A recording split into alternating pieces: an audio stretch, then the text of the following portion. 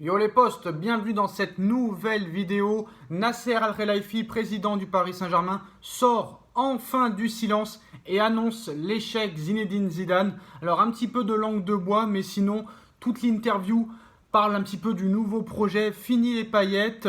Alors pourquoi maintenant et pourquoi pas les années précédentes? On va essayer d'analyser un petit peu tout ça. Alors Nasser Al-Khelaifi confirme aux Parisiens, le journal La Piste Christophe Galtier, je le cite, on a une shortlist de coachs, on discute avec l'OGC Nice, ce n'est pas un secret, j'espère qu'on trouvera rapidement un accord, mais je respecte l'OGC Nice et le président Rivière, chacun défend ses intérêts. Donc à Paris, les paillettes, c'est fini, Nasser Al-Khelaifi annonce un changement radical. Alors est-ce que c'est Mbappé, Luis Campos ou un autre qui a, on va dire, ordonné ce changement de politique? En tout cas, à Paris, les paillettes, c'est fini. Nasser Al-Khelaifi annonce un changement d'air au Paris Saint-Germain exclusif. Le président du PSG a reçu ce mardi le Parisien aujourd'hui en France pour exposer les grandes lignes du nouveau projet du Paris Saint-Germain autour de Kylian Mbappé. Il veut des joueurs totalement impliqués pour le club et qui donneront tout sur le terrain. Pourquoi en 2022? Pourquoi pas en 2020, en 2018 ou en 2016? Pourquoi que maintenant? Parce que je pense que le changement a été dicté par quelqu'un. Alors Nasser Al-Khelaifi aux Parisiens, la position du Paris Saint-Germain est très claire. Les joueurs qui ne font pas partie du projet devront partir. Certains ont profité de la situation, maintenant c'est fini. Ah, parce que Nasser, il s'est rendu compte que maintenant, à l'été 2022, que des joueurs profitent de la situation au Paris Saint-Germain depuis des années. Que les indésirables préfèrent rester sur le banc ou en tribune ou chez eux à toucher leur énorme salaire plutôt qu'aller jouer autre part avec un salaire 3 fois moins. Il nous prend un petit peu pour des cons, le Nasser. Je suis désolé de le dire, mais en tout cas, mieux vaut tard que jamais. Sur le dossier Mbappé, il nous dit « J'ai refusé 180 millions d'euros du Real parce que je savais que Mbappé voulait rester au PSG. Je sais ce que lui et sa famille veulent. Ils ne sont pas motivés par l'argent. Il a choisi de jouer pour sa ville, son club, son pays et pour le projet sportif. » Là aussi, c'est un mensonge parce que peut-être qu'il y a quelques vérités là-dessus, mais c'est surtout pour l'argent qu'il est resté. On va pas se mentir. Faut arrêter. Après, c'est vrai qu'il y a plus de mérite peut-être de gagner la Ligue des Champions avec le Paris Saint-Germain qu'il n'a jamais gagné de son histoire, plutôt qu'aller en gagner une 15e au Real Madrid. Après maintenant, il nous dit, on est là pour longtemps. On va avoir le meilleur centre d'entraînement du monde. Mon objectif des prochaines années est d'avoir que des joueurs parisiens dans notre équipe. Les meilleurs de notre région méritent de jouer pour le PSG. C'est un objectif. Bah oui, mais ça, fallait le faire il y a plus de 10 ans, il y a plus de 15 ans, il y a plus de 20 ans. Même sous l'ère Colonie Capitale, même sous l'ère Canal+. Tous les Parisiens auraient dû rester à Paris. Même Mbappé n'aurait jamais dû aller à l'AS Monaco. Thierry Henry aurait dû jouer au Paris Saint-Germain. N'Golo Kanté aurait dû jouer au Paris Saint-Germain. Paul Pogba aurait dû jouer au Paris Saint-Germain. Ousmane Dembélé aurait dû jouer au Paris Saint-Germain. C'est ça le problème au PSG. Et ça date pas que depuis l'ère QSI. Ça date depuis des décennies maintenant. Ça date depuis plus de 50 ans maintenant. Alors il poursuit, on veut des joueurs qui aiment le club, qui aiment se battre, gagner. On veut que cette mentalité se propage partout dans le club. Nous attendons de tous les joueurs qu'ils fassent beaucoup plus que la saison dernière. Pas seulement que la saison dernière, que les 10 dernières saisons surtout. Une déception des supporters avec Galtier au lieu de Zidane. Le rêve est une chose, la réalité une autre. Dream bigger, c'est bien, mais là, nous devons être réalistes. On ne veut plus de flashy, on ne veut plus de paillettes, on ne veut plus de bling bling. C'est la fin des paillettes, c'est Nasser qui le dit. Alors Nasser Al-Khelaifi a annoncé que Zinedine Zidane ne rejoindra pas le Paris Saint-Germain. On a choisi une autre option que Zinedine Zidane. On a choisi un entraîneur qui sera le meilleur pour ce que nous voulons mettre en place, explique-t-il aux Parisiens.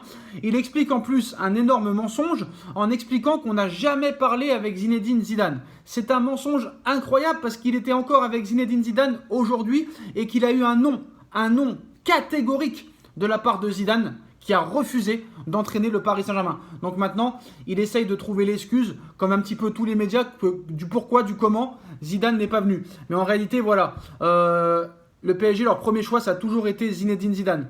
Donc maintenant, c'est un mensonge caractérisé. Qui nous dit qu'il n'a pas parlé avec Zidane, c'est un mensonge incroyable. Alors, j'adore Zidane, mais je vais vous dire une chose très claire. Le PSG n'a jamais parlé avec lui, ni directement, ni indirectement. Honnêtement, à qui tu vas faire avaler ça? À qui tu vas faire croire ça? Tu étais encore avec lui aujourd'hui.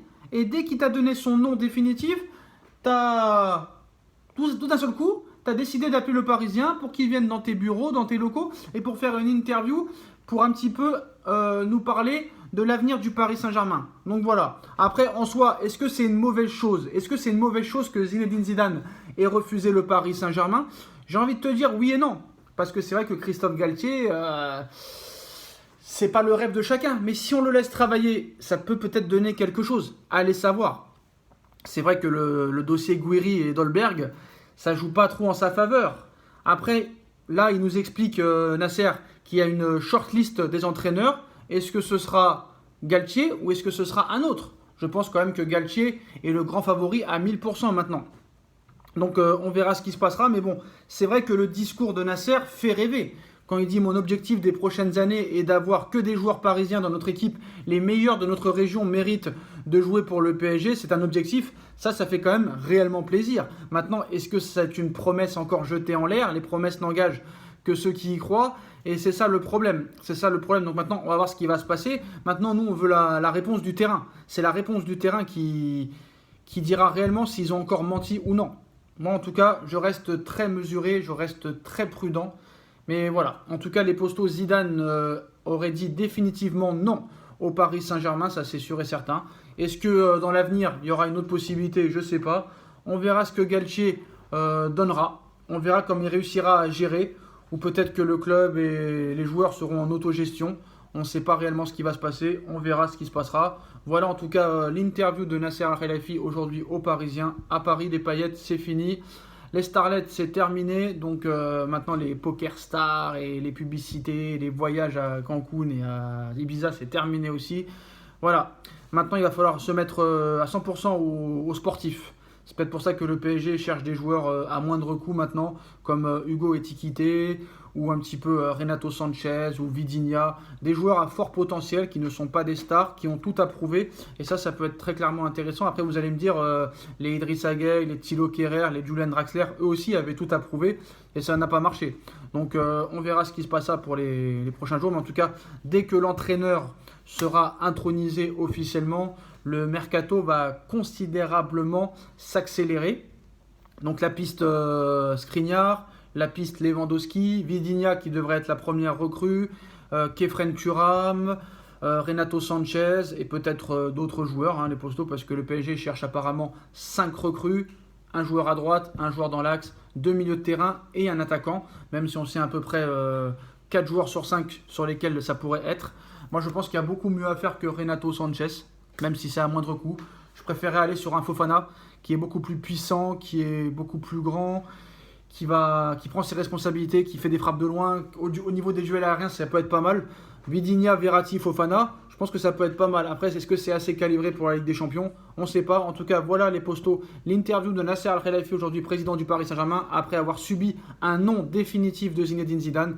Paris va introniser Christophe Galtier à 99,99%, à moins qu'il sorte un lapin du chapeau. Christophe Galtier devrait être le prochain entraîneur du Paris Saint-Germain et le mercato s'accélérera ensuite.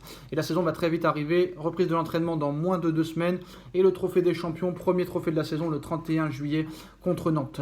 Voilà les postos, on like, on partage, on commente, on s'abonne et réaction de Nono aussi sur sa chaîne dans quelques minutes ou dans quelques heures. Tchuss.